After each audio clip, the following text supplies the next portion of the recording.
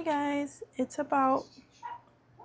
is 6:47 right now, and like I mentioned in the previous recording, I left my job, and today is Sunday, so I left my job on Friday. Today is Sunday, and the family that we had over already left, and so I just been doing, since I have more time, I didn't have to rush to do next week's readings. I'll just start them tomorrow, and I took the time to review what I had learned from last week's module. So I'm in National University Masters in Clinical Counseling program. I am currently in class PSY 605, Lifespan and Sexual Development. And I asked my ChatGPT, my co-pilot, to make me a practice test of like all of the notes that I had made directly from the readings, and it gave me like a little prompt or whatever. So I've already taken it and gone over it. So I thought it would be cool to like study it together, because I don't know why, but for me, making practice tests and then taking it and then going back and like rereading it is a good way for me to study and help me remember important things, because I kind of struggle sometimes with like very uh, like in-depth, long, saturated texts, and I kind of just like seeing main points and definitions and things like that. So this has been really helpful for me to do. I did this in my last class, which was the Sci 501B, my last prerequisite. And so I'm doing it for this one, and I thought, why not study together? If anyone ever stumbles across this video in the foreseeable future, maybe this can help them. So again, this is Sci 605 Lifespan at National University, and this is Module 1. So for the first multiple choice, we have, why is it inaccurate to treat Vygotsky and Piaget as complete theoretical opposites?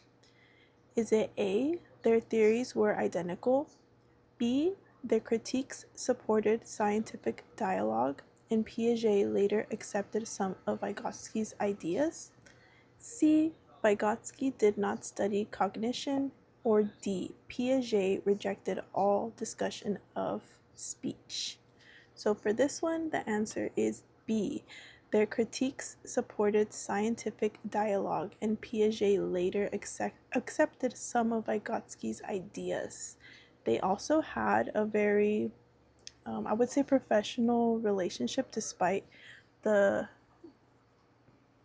differences in views that they had, because Piaget believed that it was because of this debate and discussion and differences that actually benefited scientific development and furthered research.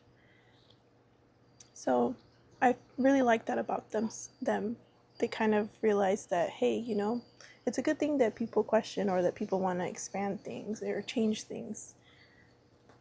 Okay, so for number 2, we have, Kohlberg's work provided a more detailed analysis of moral reasoning across A, infancy only, B, late childhood, adolescence, and early adulthood, C, preschool only, or D, old age only. So for this one, it's going to be B, late childhood, adolescence, and early adulthood. So Kohlberg is more known for the moral reasoning and going beyond uh, normal childhood experiences, and giving more philosophical ideas that children might encounter that helps them develop. And the third question kind of goes along with Kohlberg again. It says, compared with Piaget's dilemmas, Kohlberg's stories were more likely to A, involve broad philosophical issues outside ordinary experiences, which is what we talked about. B, focus on motor skills. C, avoid moral conflict. Or D, use only familiar playground events. So right off the bat, we can make sure that it is A, involve broad philosophical issues outside ordinary experiences. Let's see. Number 4. Which set contains the major levels in multidimensional developmental theory? So, is it A, physical, molecular, biological, psychological, social, and cultural? B, social and political only? C, biological and genetic only? And D, cognitive and emotional only? This one's kind of easy just from the answers they gave us. It's A. So it's multi-dimensional developmental theory. So it's coming from many different areas. That development is affected by many different areas, many different situations, and many different factors in life. Let's see, we are on number 5. So 5. Bidirectional causation means that, let me see if I can put this more forward. Okay, number 5. Bidirectional causation means that, is it A, causes operate at only one level? B, developmental influences affect one another I can never say this. Reciprocally? Reciprocally, back and forth. C, every change is permanent. D, social forces replace biology. So let's look at the answers they've given us, or like the options. So it is not A, causes operate at only one level, because bidirectional just by the name, it's going in multiple directions. So that's completely off the table. The answer is B, developmental influences affect one another. I can never say this. Reciprocally. There you go. Reciprocally. Okay, and then C is not correct because change is not permanent. Change is ever growing, ever evolving. It's always changing. And it is not D, social forces replace biology, because again, it's multiple factors, multidimensional developmental theory, so it means multiple factors are affecting development. And number 6. The question is, the wrestling and testosterone example illustrates that, is it A, sport directly causes puberty? B, biological and social change can influence each other? C, hormones have no social effects? D, social status is fixed? So for this one, it is going to be B, biological and social changes can influence each other. Number 7, let's see. The vine growing through a forest symbolizes, so I really like this analogy that was in the book about the vine growing through the forest, that as the vine grows and is going through the shrubbery, the vine kind of like molds and like moves around, like it changes its shape in order to go to try and get up and get to the most sunlight, right? And then as it does that and it changes, the environment around it is also changing as well. So it's like this, what we say, bidirectional influence, So the vine growing through a forest symbolizes, let's look at the options. Is it A, environmental control without personal influence? No. Is it B, continuous growth plus mutual person-environment changes? Yes. So basically it's saying that we are influenced by our environment, and in return we are also influencing the environment and those around us. C, a fixed developmental path? Nope, because again it's ever changing. And D, development without context? No. So the answer would be B. Okay, number 8. So for Bronfenbrenner, another hard name for me, Bronfenbrenner called immediate reciprocity. I can't say this. Sorry, guys. So Bronfenbrenner called immediate reciprocal interactions with people, objects, and symbols. Is it A, internal models, B, proximal processes, C, moral dilemmas, D, attachment classifications? Okay, so for A, internal models, that would actually be incorrect. Internal models have to do with like the way that you view yourself and the way that you view the world around you influences how you behave, how you act. And then B, proximal processes. This would be the correct answer. So it is interacting with objects, people, and symbols around you. So it wouldn't be C, moral dilemmas, because that would be more of Kohlberg, and it would not be relevant to this statement. And then D, attachment classifications. So whenever you see attachments, you gotta just remind yourself of the two names, Bowlby and Ainsworth. So again, the correct answer for this would be B, proximal processes. Okay. Number 9, which is the clearest example of distal influence? So a distal influence would be like not direct or a broader influence. Something that's not in our direct environment, or someone who is not in our direct environment. Let's see, it says, is it A, reading with the caregiver, B, playing with the toy, C, features of the educational system, or D, talking with a friend? So again, if we're talking about broader influences, it would be C, features of the educational system, because we are influenced by the greater systems around us, like the political systems, racial systems, and your educational systems. But they're kind of like in this overarching, bigger sphere. So it would be C. Okay, and then for number 10, let's see. It says modern systems theories include which forms of developmental change? Is it A, only fixed stages, B, only gradual growth? Is it C, qualitative transformations, small strategy shifts, and continuous variations? Or D, biological maturation only? So the answer is C, because contemporary systems go with the belief that we need both, that development happens both in a discontinuous and continuous way.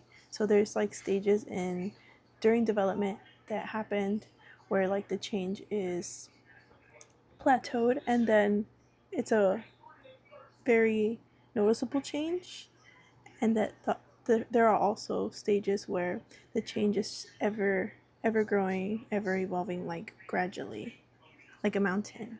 So for the first one, like for the discontinuity stage theories, think of a staircase where like development is like not changing and then it changes. So think about it as like a kid going from not talking to speaking. And then for continuous, think about it in the sense of how a child gradually adds more and more vocabulary words to their, adds more and more words to their vocabulary, so growing, growing and growing and growing gradually, if that can help. That's also, I'm trying to remember it that way as well. Let's see, we are on number 11. Bowlby's attachment theory proposes that children are biologically prepared to, is it A, avoid caregivers, B, seek proximity to caregivers, especially during distress, C, learn morality through abstract dilemmas, D, develop without social bonds? So the answer for this one is B, seek proximity to caregivers, especially during distress. So Bowlby actually got this idea from watching ducks follow their mom and noticed that the reason that if ducks followed their mother, their chances of survival would increase. And he saw that in children as well, that the behaviors that small infants made were directly tied to seeking protection from caregivers and seeking um, love and comfort in order to secure their survival. Like when a child is, grasping things, holding on um, to their caregiver or mother, it's a way to seek attachment, to seek closeness to their caregivers. And the closer you are to your caregivers, the more likely it is that you are going to survive. So, next question. In attachment theory, a caregiver who supports exploration functions as, is it A, distal processes, B, secure base, C, moral authority, or D, cultural symbol? So the answer is B, secure base. Yeah, if you're securely attached and you're out exploring, then you're not as anxious or worried about going astray or farther from your caregiver, because you know that your caregiver is always available and is there for you if you do need to return. And that would be the secure base. Okay, 413. We're almost done. A caregiver who offers comfort when a child is distressed functions as A, safe haven, B, proximal stage, C, cognitive schema only, or D, philosophical dilemma. So 13 would be A, safe haven. And that one is also pretty self-explanatory. So if the child is distressed, is in need of comfort, then they can rely, if they're securely attached, they can rely on their caregiver to be that safe haven, to provide that comfort and to relieve the distress. So for 14, Ainsworth, attachment theory, Bowlby, expanding Bowlby's theories with backing it up with scientific research. So Ainsworth is especially associated with the A, strange situation, B, vine and forest metaphor, C, stages of moral reasoning, D, zone of proximal development. So we talked about this. The answer is A, the strange situation, which she performed with 1-year-olds, visiting 1-year-olds in the home for, I think the span was a year, and basically tested to see how the child would react when the mother was separated. And it also tested how the child would react when the mother finally returned. Was the child apathetic? Were they able to be regulated easily and go back to playing? Or were they inconsolable? And it describes more like in depth, but basically coming up with the secure attachments, the avoidant, resistant, and then I believe there's, what's the other one? Let me see. Let me get it for you guys. Ainsworth attachment theory. I'm also learning this as well, so I'm not an expert. Okay, so there's the secure attachment. So a child is able to roam freely when the caregiver is present. When the caregiver is constantly responsive, available, it creates that. And the child believes that the world is a safe place, and they're always able to have that safe haven and secure base with their caregiver if they need it. Then there's the anxious avoidant, which is an insecure attachment. So the child shows little outward distress when the caregiver leaves and actively avoids them when, or even ignores them when they return. And then, let's see. This is because of caregivers who have rejecting, cold, or are easily overwhelmed by the child. And then this child grows up to suppress their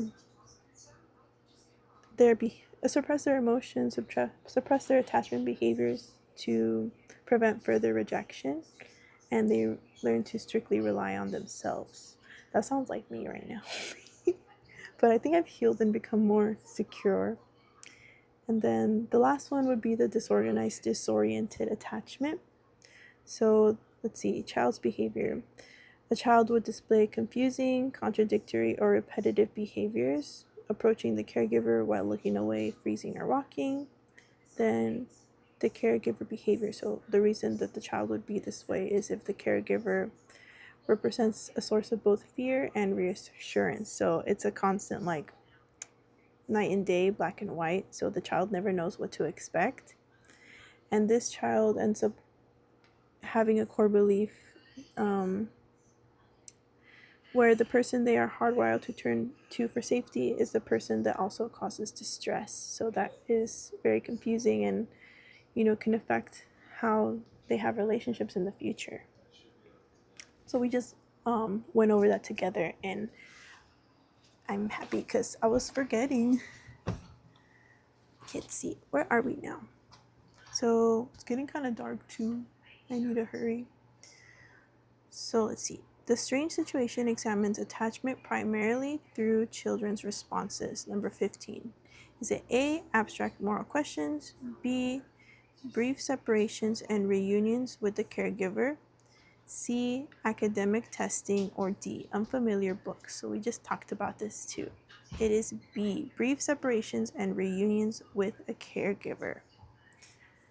And now we're on number 16. Which behavior best fits secure attachment? Is it A, using the caregiver as a base for exploration and seeking comfort after distress? B, showing no attachment behavior in any situation? C, refusing all exploration? D, solving philosophical dilemmas independently? So it would be A, using the caregiver as a base for exploration and seeking comfort after distress. That would be a secure attachment. Okay, so let's go over the other ones and why they wouldn't be the correct answer, just so that we can go over and make sure that we know them. So it wouldn't be B, showing no attachment behavior in any situation, because that would be the ambivalent, insecure attachment, where they're apathetic. They don't show any emotion once the caregiver returns into the environment. I wouldn't be C, refusing all exploration, because that one would be anxious insecure attachment. And then it wouldn't be D, because that would be, I'm looking at my phone too, so we're learning this together.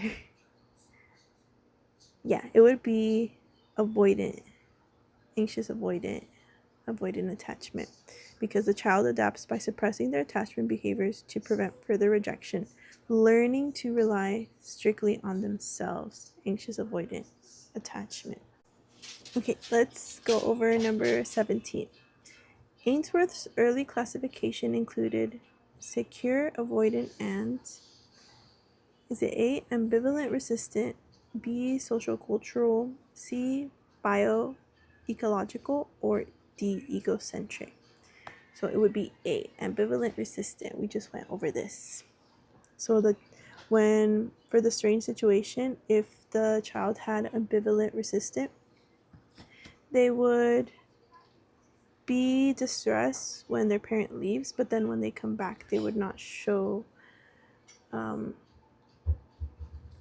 emotion.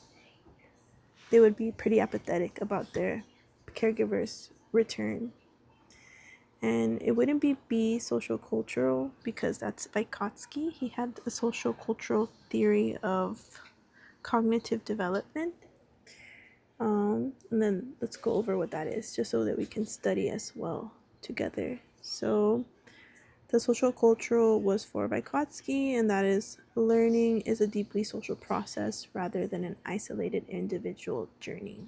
So believing in the reciprocity type of vibe, where person's influenced by their environment, but his is more focused on language and culture. Let's see. And then it's not C, bioecological, because that's Bronfenbrenner, the long name guy. And then it's not D, because there's someone who thought about egocentric thinking. Let me remember. Oh, okay. Egocentric speech is also Vygotsky. So let's see. While Piaget saw egocentric tendencies as a limitation that a child must outgrow, Vygotsky reinterpreted a major symptom of egocentrism, egocentric speech, children talking out loud to themselves while playing, as a vital developmental tool.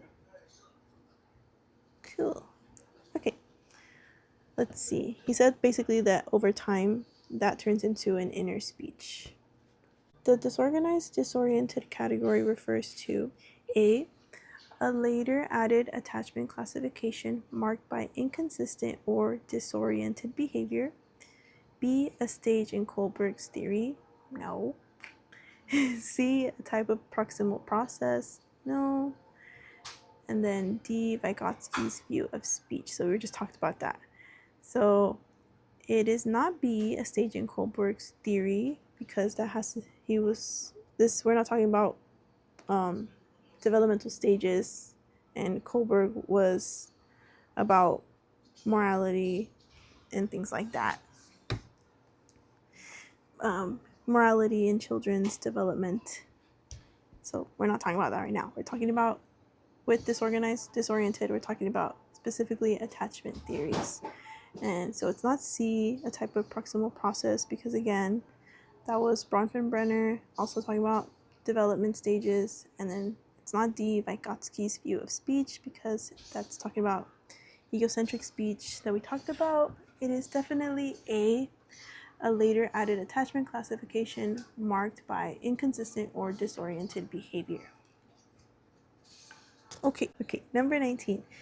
An internal working model is best described as A. Expectations about the self and others shaped by early caregiving experiences. B. A score from the strange situation. C. A biological hormone cycle. D. An educational policy. So it wouldn't be D, because that's distal processes, broad influences. It's not C, a biological hormone cycle. That would be like an influence for our development, influence for how we behave, how we act. It is not B, a score from the strange situation, because we're not trying to see attachment theories. It would be A, expectations about the self and others shaped by early caregiving responses, because an internal working model is your view of the world and yourself that was built in you from an early age. Let's see. Number 20. Which comparison is most accurate? A. Bowlby developed the evolutionary framework of attachment, while Ainsworth expanded and tested it through observational research. So we talked about this earlier, so it is definitely A. Number 21. So we gotta look for the one that is a definition first, the socio-cultural theory. So let's see. For this one I had E. Vygotsky's emphasis on culture, language, and social interactions. So whenever you see Vygotsky's name, I'm always going to think about language, culture, social cultural interactions. So language, culture, social cultural interactions. Okay, let's see. 422, bioecological theory, Bronfenbrenner. I had to put B for the definition. It says development through reciprocal interactions across person and environment. So that is the bioecological model. Person and environment. I guess like an easy way to remember is bio, our biology, us, and then eco, our system, broader system around us. So bioecological model, development through reciprocal interactions across person and environment. Then for 23, proximal processes. That's also with this development and how our environment affects us. I had put D. It says immediate interactions with people, objects, or symbols. So proximal process. Immediate interaction with people, objects, or symbols. For number 24, I had put secure, sorry, I didn't put secure base, but it says for secure base, I had to put C, a caregiver's role in supporting exploration. So again, if, I guess like, you can think about it like a video game, like if you're exploring and you always have that home base to come back to when things get bad, that's what I would attribute it to. Like, you would have a harder time going out and exploring if you didn't have a safe base to go back to. But a secure base provides, provides a supporting role in exploration. Then for 25, safe haven. So think about like the child being distressed. The child comes back to their safe haven because they know their parent's available and is gonna help them not feel distressed anymore. I had to put F, a caregiver's role in providing comfort during distress. Then for 26, internal working model, so the view of ourselves, the view of the world. I had put A, expectations about self and others shaped by early relationships. Yay. And then let's see, 2 more. For 27, the strange situation, I put G, which is Ainsworth structured separation and reunion procedures. So she saw how the child fared when they were separated from their caregiver and also how they reacted when they were returned to the caregivers or when the caregiver returned. And for the final one, bidirectional processes, remember both ways, reciprocal, the hard word that I couldn't say. It's H, influence that operates in both directions. So there's also like short answer questions that I put, and I don't know if I might as well. It's just the video's getting really long, but I don't know if I'm making this for me. The video is like for me, but then also like if anyone ever uses this in the future to study, that would be really cool. Let me turn on my light though, it's getting really dark.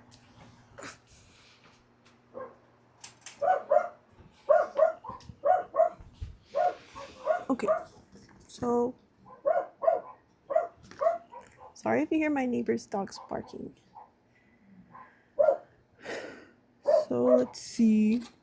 Sorry also like when I put the pictures of what I wrote on the screen, I have like chicken scratch writing. So just bear with me. Let's see.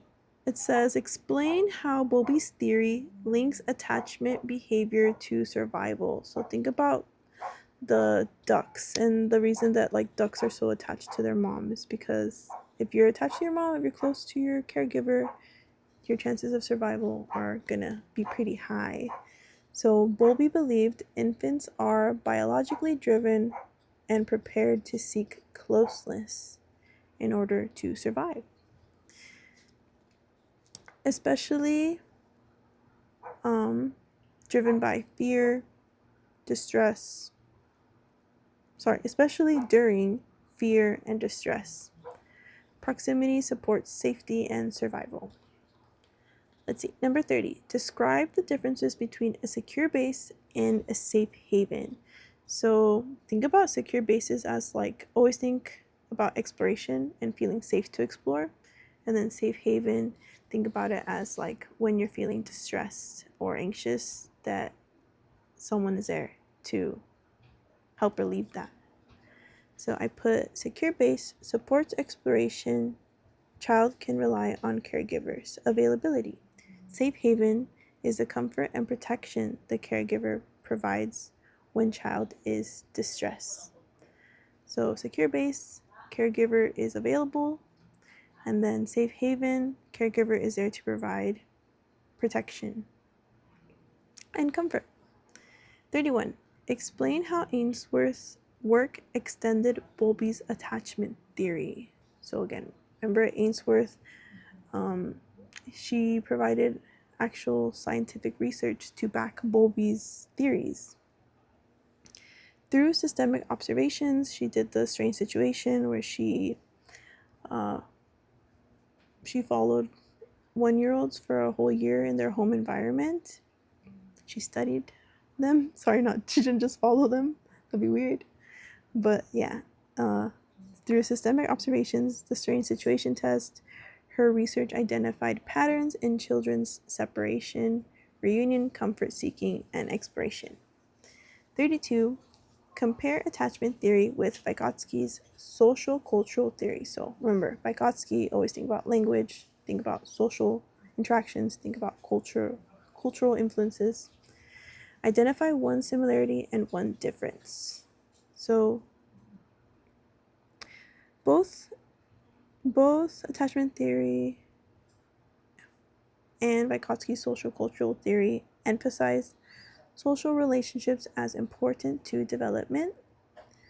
Attachment theory focuses on safety, comfort, proximity, and relationship expectations, while Vygotsky's focus on cultural, language, and supported learning. 33.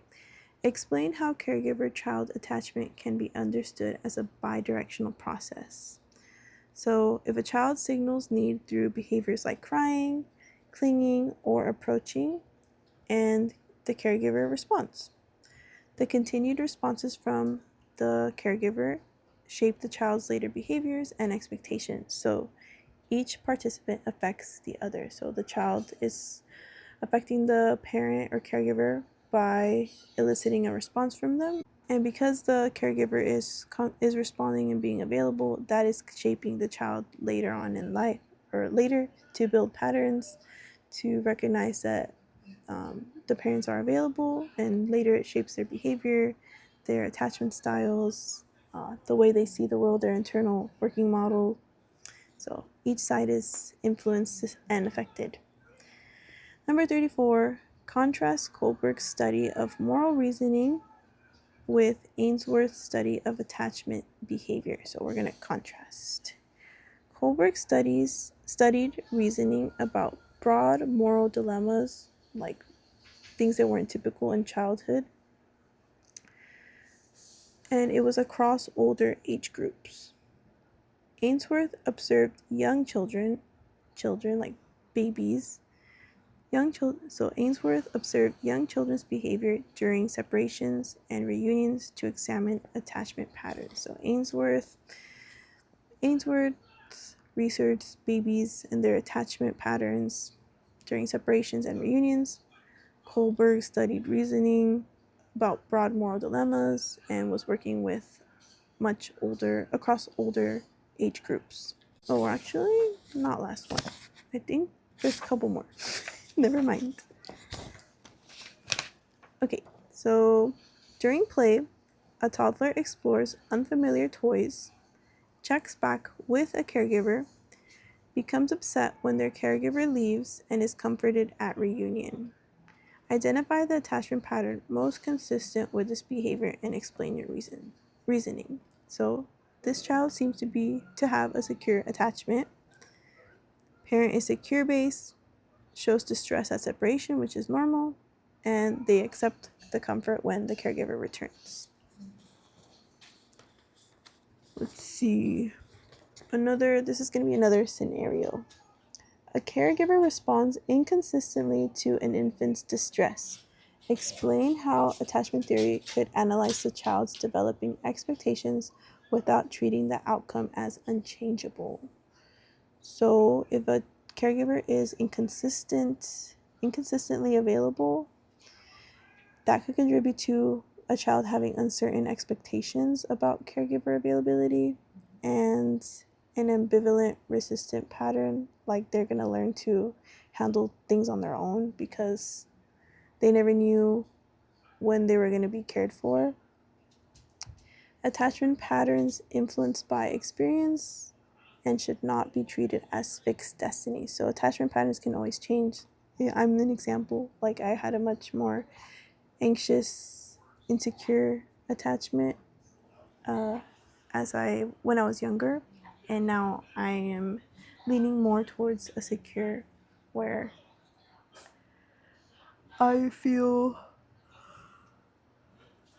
oh my god, I'm tired, where I feel more secure in my internal working model is that, the world isn't the worst place in the world to be, and that I can handle things and things will be okay. 37. A school introduces a caregiver support program that changes daily adult-child interactions. Explain the distal influence, broad influence, the proximal processes, the things right in front of us and or around us, and possible attachment-related effects. So, school program is a broad distal influence. The changed daily caregiver-child exchanges are proximal processes because we're affected by the people that are around us. And the consistent responsive interactions could strengthen expectations of comfort and availability if the relationships are positive. Finally, okay, last one. Create one integrated explanation showing how biological preparedness, social interaction, cultural, and immediate caregiving can jointly influence development. Biological preparedness, it provides a physical foundation for growth. Then immediate caregiving and social interactions shape daily development through responsive care. Culture guides the specific practices and values taught during these interactions. Together, caregiving acts as a bridge that connects a child's biological potential to their cultural and social environment. And with that, that is a wrap. I've been talking for like an hour, and I hope I learned something from going over this, and I hope this could be helpful to someone in the future. I don't know. I just thought this would be like a fun way to study, and I hope you guys enjoyed this. I'm gonna let you guys go now because it's been a while. Don't want to bore you. So yeah, bye, and I hope this helped, and that you guys have a wonderful day, night, evening, whatever. See you later. Bye.